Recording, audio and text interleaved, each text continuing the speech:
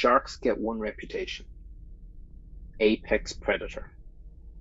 Undisputed, top of the food chain, don't even think about it.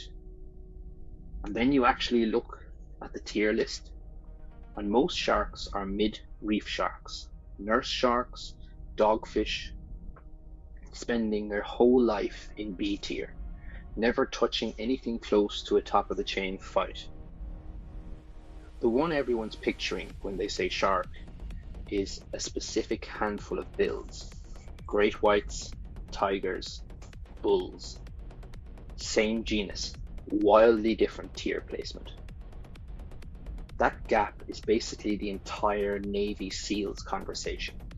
May 2nd, 2011, 23 SEALs from DEVGRU fast rope into a compound in Abbottabad and end Osama bin Laden in under 40 minutes. Everyone's mental model of the SEALs is that raid. Almost no SEAL ever runs that raid.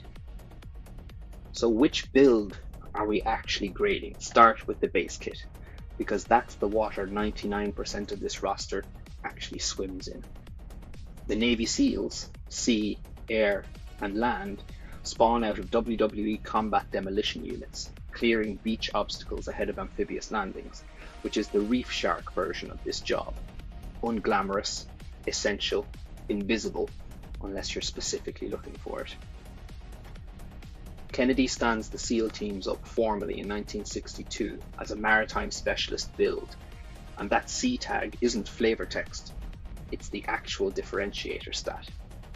SEALs train combat diving, shipboarding, submarine insertion, maritime interdiction, skills a Delta Force or Green Beret loadout has basically zero use for, and skills that are this build's entire identity.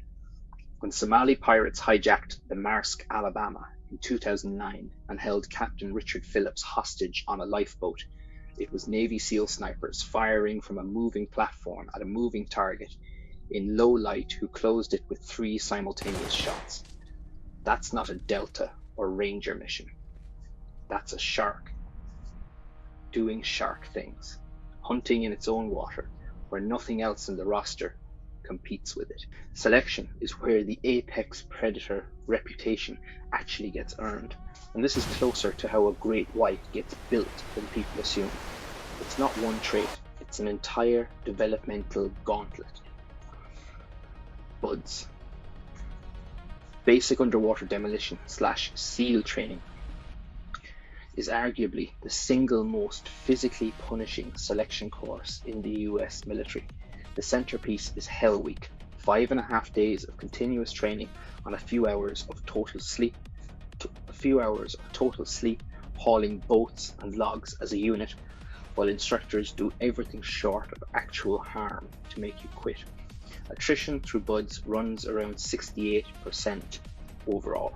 And here's the counterintuitive part. Most of that washout happens in the first 3 weeks before Hell Week even starts. It's not the single dramatic event that kills the pack. It's the slow grind that thins the school long before the real test. But here's where the shark comparison gets genuinely useful instead of just decorative. Not every shark is a great white, and not every SEAL is DEVGRU. SEAL Team 6 is a Tier 1 subclass, pulled from an additional screening process inside the regular SEAL roster, funded and prioritized at a level the base kit teams never touch. When people picture the SEALs doing Bin Laden style raids, they're picturing the Great White, maybe 1% of the population by species count, responsible for basically 100% of the reputation. The average SEAL team is running reconnaissance, training partner nation naval forces, and maritime security work that never makes a headline, the same way most of the shark family tree is quietly filtering the ocean floor, while 2 or 3 cousins get all the movie deal. Run the actual matchups and the picture sharpens further. Against a conventional infantry unit on open ground, SEALs are out of their element, same as a great white beached on sand. All that apex predator stat allocation suddenly useless without water under it. Against a hijacked vessel, a coastal insertion, an underwater demolition target, Nothing else in the Special Operations roster is close. That's the shark in open water, the fight nobody else should even try to take. And against the specific job DEVGRU trains for, a time-critical, high-value hostage or high-value target raid, planned with full intelligence support. That's the Apex subclass, doing exactly what it was refined to do, which is why it's the one clip everyone remembers. The honest tier call has to hold two things at once, the same way our Sharks OP has to. Base, SEAL teams, genuinely elite, purpose-built for a specific environment, A tier and dominant, the moment the fight happens in or near water. DEVGRU, pulled from that pool, screened again, funded again, operating in a different weight class entirely yet. S tier, but it's a separate unlock, not a stat boost the whole roster gets. What's not complicated in either version is the selection filter underneath it. BUDS doesn't just check a physical box, it filters for people who keep making correct calls after 96 hours without sleep in cold water, with the whole team's outcome riding on the next decision. That's the actual broken part of this build, not the raid everyone's seen the footage of. The 20-week gauntlet it takes to produce someone who can run that raid without flinching. A tier base class, S tier tier 1 subclass.